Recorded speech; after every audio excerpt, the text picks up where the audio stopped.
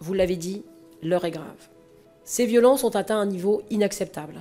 En 2021, 20 000 agressions ont été signalées à l'Observatoire du ministère, impliquant plus de 30 000 soignants victimes. Le thème de la violence dans le cabinet dentaire n'est pas nouveau, il a toujours existé. On s'aperçoit depuis la période post-Covid que les phénomènes de violence sont de plus en plus nombreux et les professionnels de santé nous alertent chaque jour, puisqu'en tant que représentant syndical, nous sommes en première ligne et nous devons répondre à des demandes particulièrement graves concernant des attaques physiques, verbales et autres.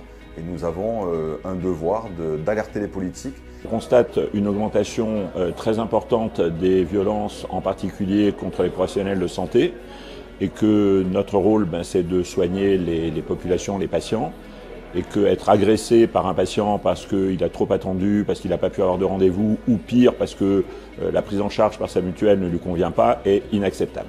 La violence à l'égard des professionnels de santé, elle n'est pas, on ne peut pas la différencier de l'augmentation générale de la violence de la société. L'emprisonnement ferme est dans son principe la peine de référence. Moi je l'assume totalement. Les violences aux personnes, de façon générale, c'est l'emprisonnement ferme, qu'on soit primo-délinquant ou récidiviste a fortiori. Ce qui me paraît important pour pouvoir améliorer les choses serait principalement permettre aux chirurgiens dentistes d'avoir une information claire, précise, détaillée de ce que peut être leur rôle. Aujourd'hui, c'est quelque chose qui arrive par la lecture, par un certain nombre d'informations. Plus cette information va arriver dans les cabinets, plus les chirurgiens dentistes pourront être acteurs, mieux le dépistage et la prévention pourra se faire. En tant qu'ordinage, j'étais particulièrement séduit par le renforcement que les conseils de l'ordre pourraient avoir justement dans le cadre de plaintes. Bon, déjà, en augmentant le fait d'être systématiquement partie civile lors de ces problèmes et de pouvoir peut-être devenir coplaignant ou plaignant à la place, je sais que ça a été abordé lors du rapport, ou plaignant à la place du soignant pour que le soignant puisse passer à autre chose et se sente vraiment accompagné. Il faut de plus en plus oser parler, oser dire, le faire savoir. Il faut aussi donc accompagner les procédures, les dépôts de plainte, etc.